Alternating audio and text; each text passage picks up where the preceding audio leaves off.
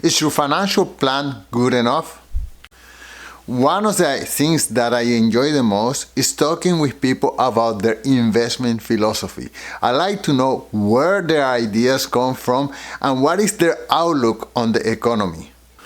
Everyone has an approach about money.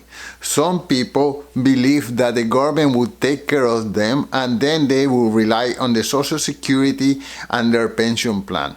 Other people say, oh, I will think about my finances later on in life when I'm close to my 40s or 50. Other people, they just read a newspaper column and they see, oh, this journalist is suggesting this company and this other company. That sounds believable. I will do that. Other people, they watch YouTube videos and they search for ideas on the YouTube videos. And other people, like me, they obsess like crazy over every kind of information source. I read books, I read blog posts, I watch YouTube videos, I listen to blogs, etc. So everyone has a different level of knowledge, a different levels of interest, and a different philosophy about how to deal with money. And yes, everyone has a philosophy about money, whether we realize it or not. Some people say that they have no interest, and that is a philosophy itself. Some people say, oh, money is evil, I should not be thinking about money, and that is a philosophy. And others, they just adopt their philosophy to their social circles, or some educate themselves. Also, our ideas about money depend on the time period where we were born and the time period where we grew up, the time period that we started gaining consciousness about money. For example, someone who finished school at the time of the financial crisis of 2008, that person's philosophy of money may be oblique. But then someone who grew up when there was a bull market, let's say from 1980 to the year 2000, that was almost 20 years where the stock market went almost straight up with the average return of about 15%. So that person's philosophy of money will be completely different from a person's philosophy of money that grew up during a financial crisis.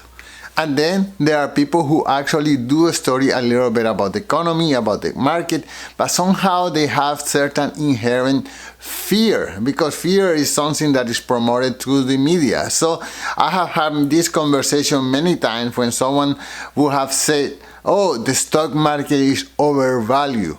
I would wait until there is a dip, until the stock market goes down 20%, and then I will buy. Or some people just listen to the news and they say, oh, the stock market may crash at any moment. I listened to that, I heard that on the news, I heard that on the YouTube video. I'm just going to sit down, chill, and wait. And of course, not everyone has the time and the resources to be aware of everything that is happening on the economy, but all of us are aware of the ups and downs of the economy. And this awareness can come in the way that, oh, I heard that this person, Joe, got laid off, or the company was laying people off. Oh, I heard that this other company is going on a strike. Oh, I went to the supermarket and the price of eggs have increased dramatically. So all of us, even though we don't necessarily read or listen to the news about the economy, all of us have a relationship and an awareness of what's going on around us economically. And the crazy thing is that there are experts with masters, MBAs, and doctorates in economy.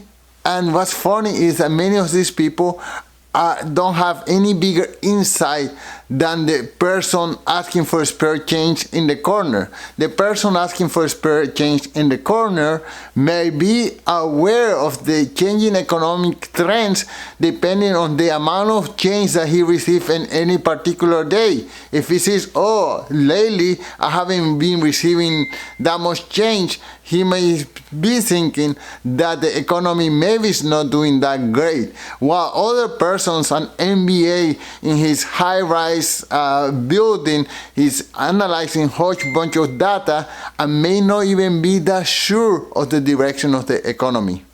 Another thing that may be confusing is that we may have the idea that the economy and the stock market go hand in hand, that if the economy is good, the stock market will also be good. But that's not necessarily the case, or there is a lack of timing. And I'll give you a good example. During the time of COVID, when the whole world economy went down because people couldn't work and there was no transportation, so on and so forth, the stock market at that time was booming. I mean, I had crazy returns during that time, but the economy globally was just having a hard time. And all these conflicting ideas, of course, they create seeds in our mind. For example, a friend of mine during the time of COVID, of course she panicked like almost everybody else, and she sold. Okay, she sold, and then she only bought back almost a year later when the stock market had recovered. Okay, but she left on the table, I don't know, maybe 10-20% of her investments because she sold at the wrong time, and then she bought back when she felt that there was some certainty in the economy. Okay, so another friend, he used to say, oh, I heard in the news that there is a recession coming up. And guess what? Practically any time that you open the news, there is some expert with many degrees and letters after his name saying that there is a recession coming up soon. So, you know, at a given moment, you have to take decisions on your own and ignore the experts that are always selling you the idea of fear. The truth is that the stock market and investment and the economy, there is never certainty in any of that. There is the illusion of certainty at a given moment, but there is never complete certainty. One day you are living your day-to-day life thinking everything is good, and boom, something surprising happened. For example, the terrorist attempt that destroyed the Twin Towers on 9/11. Okay, so the economy was doing good, and boom, this terrorist just collapsed these two towers. And then there is the financial crisis of 2008 when Lehman Brothers went down, and there was this real estate crisis. Imagine that, real estate crisis. People thought that real estate prices never go down, and they went down not only regionally, not only nationally, but internationally. Okay, and then there is COVID-19. Okay, people were happily living their own life, and then this pandemic that people say came from China spread all over the world. So one day people were living their own happy life, and the next day we have a pandemic and we had to lock ourselves up in our houses. And then we get over that, and here comes Russia, who decides to invade Ukraine, and then there is a whole supply chain problems and inflation, so on and so forth. And we are kind of surviving through that. And then here comes Hamas, the terrorist group that just assassinated a whole bunch of Israeli and created this Palestinian war that, you know, no one else see coming. So even though an economist may have a whole bunch of diplomas and letters after his names and a whole bunch of data that they see coming in every day, they don't know what's going to happen next day. So the moral of the story is that at a given moment, we have to accept that there is all this uncertainty in the world, and we have to say, okay, I have to do something that is just good enough, that is going to carry me over all this uncertainty. I know that historically the economy prospers over long periods of time, but I know it does prosper. So it is better for me to be invested in the market than not invested. I know that for the past 100 years or so, the United States stock market has been going up, okay, regardless of wars, depressions, plagues, pandemics, so on and so forth. Okay, so if that's the case, then I'm going to assume that in the long run, the stock market is going to continue going up, and that is just good enough. I don't have to know all the details. I don't have to build my portfolio to perfection. I just have to think of a scenario that is just good enough.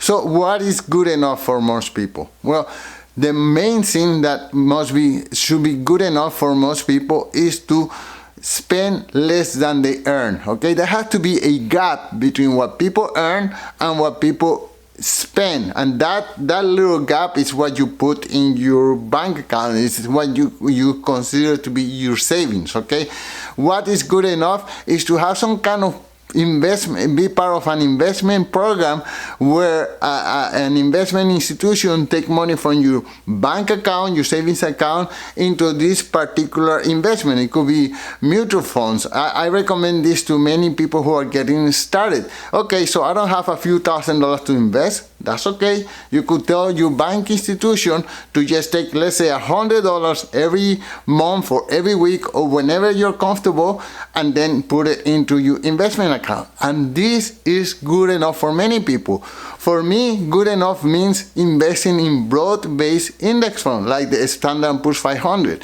So I don't go into details of studying all these different 500 companies. No, I buy them all, and that is just good enough for me. And what I earn over time is the average of these 500 companies. So one of the benefits of having this good enough mentality is that, first of all, you accept returns that are good enough, that you are happy with. Okay, so you liberate your mind and your time to do other things. So if my investments are good enough in the Standard & Poor's 500, then I can concentrate, in my case, I can concentrate in writing more articles. This is what I enjoy, and doing videos like this. For my friend Cheryl, who is an English teacher, good enough is mean having enough time to teach more English classes, concentrate on her marketing and her students and her teaching. For my friend Moise, who is an owner of a business, good enough means that he has time now to concentrate more on the efficiency of his business. He can be there more present in his business, and that's good enough. So I just suggest for all of us just to adopt a strategy of good enough for our investments, for our prediction with the economy. The economy is going to do what it's going to do, but whatever it does, it should be good enough for us. So that's it for today. Thank you so much for watching, and until next time, peace.